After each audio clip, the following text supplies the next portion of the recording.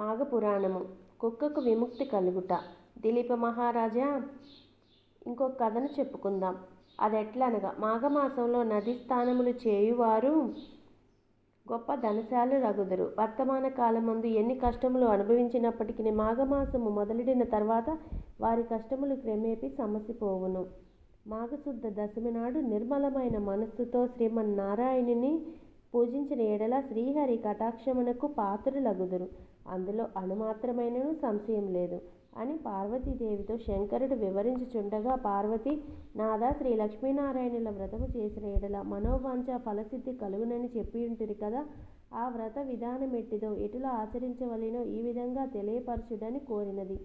అంత మహేశ్వరుడు పార్వతీతో ఇట్లు చెప్పసాగెను. మాఘశుద్ధ దశమి నాడు ప్రాతకాలమున కాలకృత్యములు తీర్చుకొని స్నానం చేసి నది ఒడ్డున కాని ఇంటి వద్ద కాని మండపము నుంచి ఆ మండపం ఆవు పేడతో అలికి పంచరంగులతో ముగ్గులు పెట్టి మండపం మధ్య 8 రేకుల పద్మము వేసి అన్ని రకాల పుష్పములు ఫలములు తీసుకువచ్చి లక్ష్మీనారాయణులను మండపం మధ్యన ఉంచి ఆ విగ్రహాలకు గంధము, కర్పూరము, అగరు మొదలగు ద్రవములు పూసి పూజించవలెను.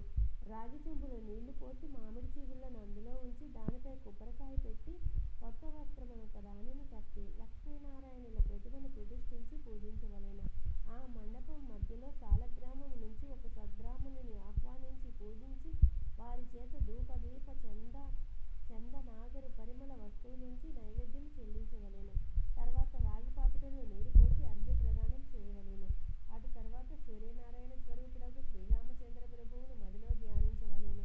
మాఘమాస స్నానము చేయువారు వారి తల్లిదండ్రులు, బంధుమిత్రుల సమక్షంలో మాఘమాస వ్రతము చేయవలెను.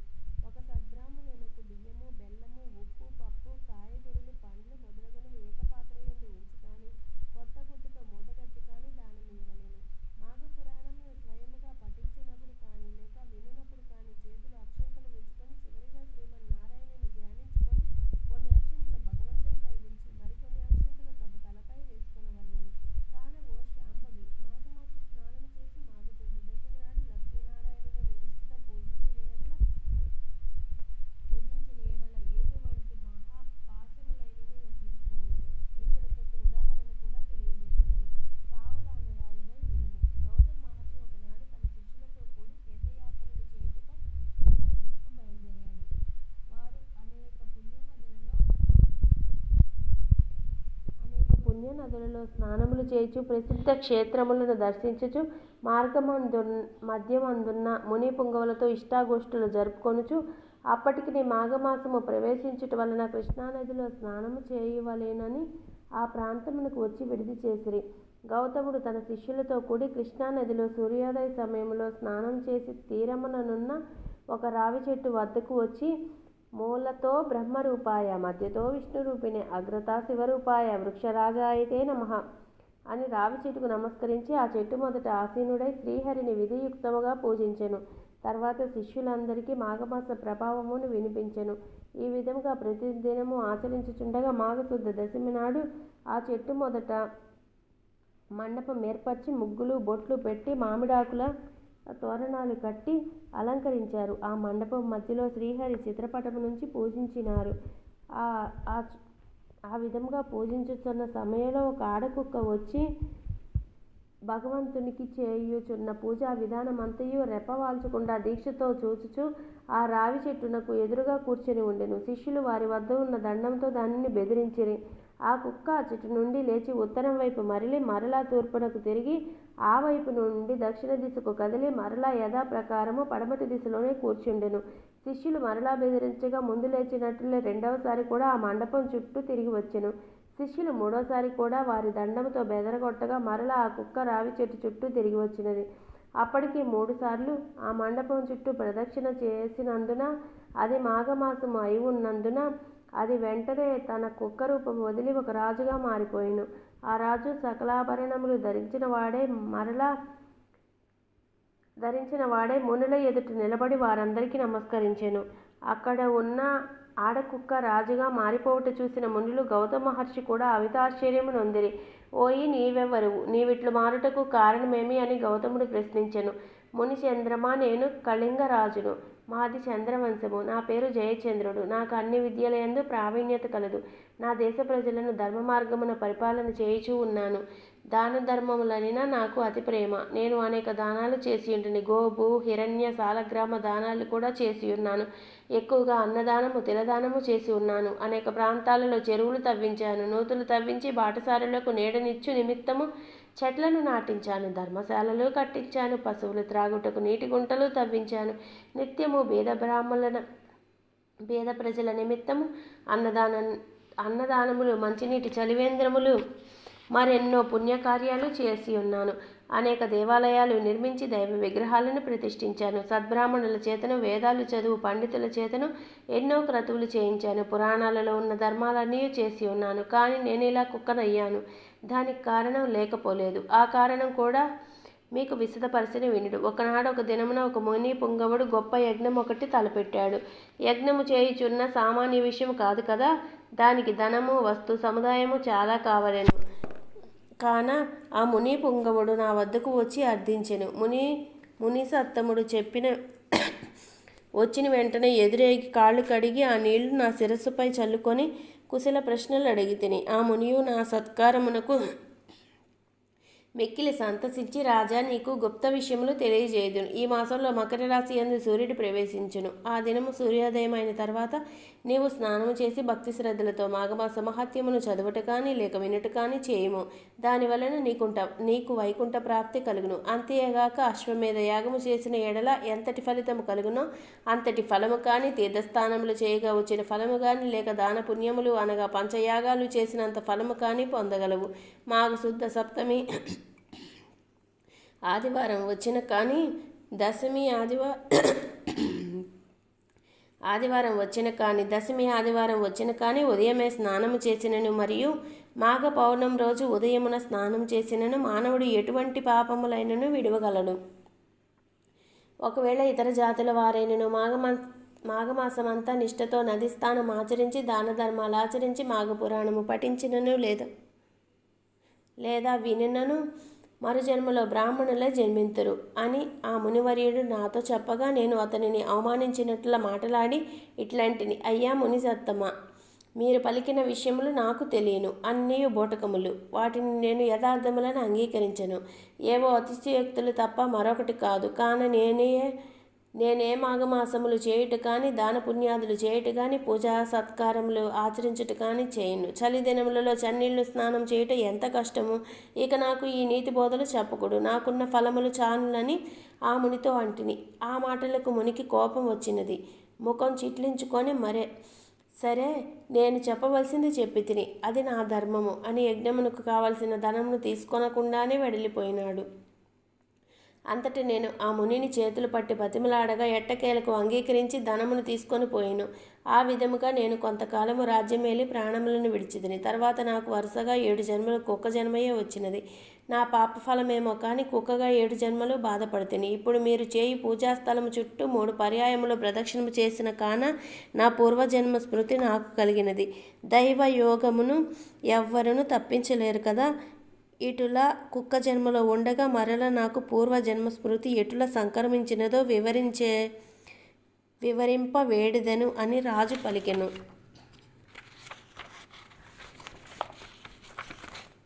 ఆ రాజు చెప్పిన వృత్తాంతము గౌతముని ఆశ్చర్యపరిచి, మాఘమాసమును నీవు చులకనగా చూచుట వలన ఎంతటి విపత్తు వాటిల్లినో అనుభవమే చెప్పుచున్నది. నీ వద్దకు వచ్చిన ముని సత్తముడు ఉత్తముడు. అతను పలికిన విషయములన్నీ యథార్థములే. నీవు కుక్కవై ఎటుల పవిత్రుడు వైతివో ఆ వృత్తాంతమును వివరించెదను. సావధానుడవై ఆలకింపుము. నేను నా శిష్యులతో కృష్ణవేణి తీరమందుండి ఈ మాఘమాసం అంతయు కృష్ణానదిలో స్నానములు జపములు చేసి తిరిగి మరొక పుణ్యనదికి పోవదమని వచ్చి ఉంటిమి. మేమందరము ఈ వృక్షరాజము కింద విష్ణు విగ్రహాన్ని పెట్టి పూజించుకొనుచున్నాము. కుక్క రూపంలో ఉన్న నీవు దారిన పోతూ ఇచ్చట నైవేద్యమును చూసి తినవలయుననే ఆశతో పూజా సమీపమునకు వచ్చి కూర్చుంటివి. అప్పుడు నీవు ఎలాగున్నావో తెలుసా? నీ శరీరమున బురద మైల తగిలి ఉన్నది. చూచుటకు చాలా అసహ్యంగా ఉన్నావు. పరిశుద్ధులమై భగవంతుని పూజ చేయుచున్న సమయంలో అచటకు జంతువు కాని పక్షి కాని వచ్చియున్న దానిని తరిమి వేయట సహజమే కదా. నీవు అసహ్యముగా ఉన్నందున నా శిష్యులు నిన్ను తపోదండంతో నిన్ను కొట్టబోవుటచే పారిపోయి నైవేద్యమును తినవలెనను ఆశతో తిరిగి యథాస్థానమునకు వచ్చి కూర్చుంటివి. మరలా నా శిష్యులు నిన్ను కొట్టబోవుటచే పారిపోయి తిరిగి మళ్ళీ వచ్చినావు. అట్లు 3 పర్యాయములు తిరుగుడుచే భగవంతుడు నీ రూపమును మార్చి నిజ రూపమును ప్రసాదించినాడు. అనగా భగవంతుని మండపం చుట్టూ తిరుగుట వలన మాఘమాస ఫలము కలిగి పునర్జన్మ వచ్చినదనమాట. ఇక మాఘమాసమంతయు నదిలో స్నానం చేసి భగవంతుని ధ్యానించి పురాణ పఠనము చేసినచో ఎంతటి ఫలము వచ్చునో ఊహించుకొనుము అని చెప్పగా రాజు వినుచుండగా అంతలోనే ఆ రావి చెట్టున ఉన్న ఒక తొర్ర నుండి ఒక మండూకము బయటికి వచ్చి గౌతమ ఋషి పాదములపై పడి బెకబెకమని అరిచి అటు ఇటు గెంతుచుండెను. అట్లు గెంతుటలో మండపము వద్దకు వచ్చి చూచుచుండగానే కొంచెంలో హఠాత్తుగా కప్పరూపమును వదిలి ముని వనితగా మారిపోయెను. ఆమె నవ యౌవనవతి, అతి సుందరాంగి. గౌతమ ఋషిని చూడగానే ఆమెకు జ్ఞానోదయమై తన యొక్క పూర్వజన్మ వృత్తాంతమంతయు జ్ఞప్తికి వచ్చినది. అంత గౌతముని, అమ్మాయి నీవెవ్వరవు, నీ నామధేయమేమిటి, నీ వృత్తాంతమేమి అని ప్రశ్నించెను. ఆమె తన పూర్వజన్మ వృత్తాంతము తెలియజేయుటకై ఇట్లు చెప్పదొడంగెను. కప్పరూపమును విడిచిన స్త్రీ పూర్వకథ. మునిశ్రేష్ఠ, నా వృత్తాంతమును తెలియజేయుదును కాన ఆలకింపుము. నా జన్మస్థానము గోదావరి నది సమీపమునందున్న ఒక కుగ్రామము. నా తండ్రి పేరు హరిశర్మ, నా పేరు మంజుల. నన్ను నా తండ్రి కావేరి తీరవాసియకు జ్ఞానానందుడని వానికిచ్చి పెండ్లి చేసెను. అతడు దైవభక్తుడు, జ్ఞాని, నిగర్వి. మాకు వివాహమైన వెంటనే అతని వెంట కాపురమునకు వెళ్ళినాను. మరి కొన్నాళ్లకు మాఘమాసము ప్రవేశించినది. ఒకనాడు నా భర్త సఖి మాఘమాసం ప్రవేశించింది. ఈ నెల చాలా పవిత్రమైనది, దీని మహత్తు చాలా విలువైనది. నేను నా చిన్నతనం నుండి ప్రతి సంవత్సరము మాఘ స్నానములు చేయుచున్నాను. నీవు నా భార్యవు కావున నీవును ఈ మాఘమాసమంతయు ఈ కావేరి నదిలో స్నానమాచరింపుము. ప్రతిదినము ప్రాతకాలమున నిద్రలేచి కాలకృత్యములు తీర్చుకొని సమయమునకు తెల్లవారి సూర్యోదయం అగును. సూర్యుడి ఉదయించిన వెంటనే నదికి పోయి నదిలో స్నానం చేయుదము. ప్రభాత సూర్యుడికి నమస్కరించిన తర్వాత నది ఒడ్డున విష్ణువు యొక్క చిత్రపటమును పెట్టి పువ్వులతోనూ మంచి గంధము, అగరు, ధూపదీపములతోనూ పూజించి స్వామికి కండ, శర్కర, పటిక బెల్లము నైవేద్యమిచ్చి నమస్కరింతుము. తర్వాత తులసి దిద్దము లోనికి పుచ్చుకొందము. మన కుటీరమునకు వచ్చి మాఘ పురాణమును రోజుకొక అధ్యాయం చెప్పున పఠింతుము. దీనివలన మనకు చాలా ఫలము కలుగును. ఈ 5వ తరము చల్లగా నుండును అని హితబోధ చేసెను. నేను అతని మాటలు వినిపించుకోక రుసరుసలాడి అతనిని నీచముగా చూసితిని. నా భర్త చాలా శాంత స్వరూపుడు. ఆయనను నేను హద్దు మీరి మాటలాడుటచే అతనికి కోపం వచ్చి, ఓసి మూర్ఖురాల, నా ఇంటికి వచ్చి నా వంశమును ఉద్ధరిస్తావనుకున్నాను. ఇంత దైవద్వేషినివని నాకు తెలియదు. నీవిక నాతో నుండదగదవు. మాఘమాస వ్రతము నీకింత నీచముగా కనిపించినదా? అదియే నీ పాపమునకు నిన్ను శిక్షించెను. కానీ మగని మాటకు మారాడిన ఫలితముగా కృష్ణానదీ తీరమందున్న రావి చెట్టు త్వరలో మండూకముపై పడియందువుగాక అని నన్ను శపించెను. వారి సింహ గర్జనకు వణికిపోతిని, హరి శాపమునకు భయపడిపోతిని, వారి రౌద్రాకారమును చూడజాలకపోతిని. నాకు జ్ఞానోదయం కలిగినది. నా తప్పు నేనే తెలుసుకున్నాను. అయ్యో, ఎంతటి మూర్ఖత్వంగా ప్రవర్తించితిని అని పశ్చాత్తాపం కలిగినది. వెంటనే నా భర్త యొక్క 2 పాదములు పట్టుకొని, నాకు ఈ శాపము ఎట్లు పోవును, మరలా నిన్నెట్లు కలుసుకొందును, నాకు ప్రాయశ్చిత్తం లేదా అని పరిపరి విధాల ప్రార్థింపగా నా భర్త కొంత తడవ ఆలోచించి ఒక గడువు పెట్టెను. అది ఏమనగా, గౌతమ మహర్షి గోదావరి తీరమందున్న తన ఆశ్రమము నుండి ఉత్తర దేశ యాత్రలు చేయుటకు బయలుదేరి తిరిగి మాఘశుద్ధ దశమి నాటికి కృష్ణానది స్నానం చేయుటకు వచ్చేదరు. అలాంటి సమయంలో నీవు వారిని దర్శించిన ఎడల ఆ మహర్షి ప్రభావం వలన నీకు నిజరూపము కలుగును అని చెప్పుచుండగానే నేను కప్పరూపమును దాల్చితిని. నా భర్త కూడా నా మూర్ఖత్వమునకు విచారించెను. నేను కప్పరూపముతో గెంతుకుంటూ కొన్ని దినాలకు కృష్ణానది తీరాన ఉన్న ఈ రావి చెట్టు త్వరలో నివాసం ఏర్పరచుకుని జీవించుచు మీ రాక కోసం ఎదురు చూచుచుంటిని. ఇది జరిగి ఎంతకాలమైనదో నాకు తెలియదు అని తన వృత్తాంతమును గౌతమునకు తెలియజేసెను. అమ్మాయి, భయపడకము. నీకు ఈ శాపము కలిగి 1000 ఏండ్లు పైగా అయినది. ఇంతకాలము నీవు అనేక కష్టములు పడి జీవించినావు. నీ భర్తయ్యను ఏకాంతముగా చాలా కాలం జీవించి మరి నామ సంకీర్తనలు చేయించి మృతుడయ్యను.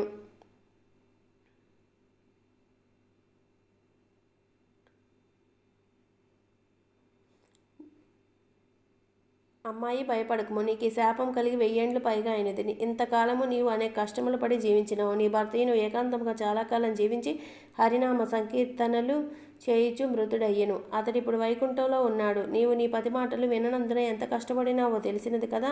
మాఘమాస ప్రభావము అసామాన్యమైనది. సకల సౌఖ్యములు, పుత్ర సంతతి, ఆరోగ్యము కలుగుటయేగాక మోక్ష సాధనము కూడా. నీకు ఈ మాఘమాస వ్రతము మించిన మరి ఒక వ్రతము లేదు. విష్ణుమూర్తికి ప్రీతికరమైనది వ్రతము. నీ భర్త దూరదృష్టి కల జ్ఞాని. అతని గుణగుణాలకు అందరూ సంతసించెడు వారు. నిన్ను పెండ్లి ఆడిన తర్వాత తన వంశాభివృద్ధి చేసుకొనవలయునని ఆశతో నుండెడి వారు. కానీ నీ వలన అతని ఆశలన్నీ నిరాశలైపోయినవి. నీ మూర్ఖత్వం వలన నీ భర్తకు కోపం కలిగి నిన్ను శపించవలసి వచ్చెను. నిన్ను నీళ్లలో స్నానము చేయమన్నాడు, నీవు చేయనన్నావు. అందువలన నీకు నీరు దొరకకుండా చెట్టు తరలో జీవించమని శపించినాడు. ఈ దినమున దైవ నిర్ణయముచే నీవు నా సమక్షంలో పడినందున నీ భర్త శాపం ప్రకారం మరలా నీ నిజ రూపమును పొందగలిగినావు. అందున ఇది మాఘమాసము, కృష్ణానది తీరము కాన మాఘమాస వ్రత సమయము నీకు అన్ని విధముల అనుకూలమైన రోజు. అందుచే నీవు వెంటనే శుచివై రమ్ము. స్త్రీలు కానీ పురుషులు కానీ ఈ సమయంలో ప్రాతకాలమున స్నానం చేసిన ఎడల విష్ణు సాన్నిధ్యమును పొందుదురు. ఎవరైనా తెలుసు కానీ తెలియక కానీ మాఘశుద్ధ సప్తమి, దశమి, పౌర్ణములందును పాడ్యమి రోజునను నది స్థానములు ఆచరించిన ఎడల వారి పాపములు నశించును. మాఘశుద్ధ పాడ్యమి నాడును అటులనే దశమి, ఏకాదశి, ద్వాదశి దినములలోనూ స్నానం చేసి శ్రీమన్నారాయణుని పూజించి పురాణ కాలక్షేపం చేసిన ఎడల శ్రీహరి సంతోషించి మనోవాంఛలు సిద్ధించునట్లుగా వరమిచ్చును. భక్తి శ్రద్ధలతో మాఘపురాణము వినినా మోక్షప్రాప్తి కలుగును అని గౌతమ ముని ఆ ముని సతితో చెప్పినట్లుగా మహేశ్వరుడు పార్వతీదేవితో ఈ కథ చెప్పెను. ఇలాంటి కథల కోసం నచ్చితే సబ్స్క్రైబ్ చేసుకొని షేర్ చేసి ఎలా ఉందో కామెంట్ చేయండి.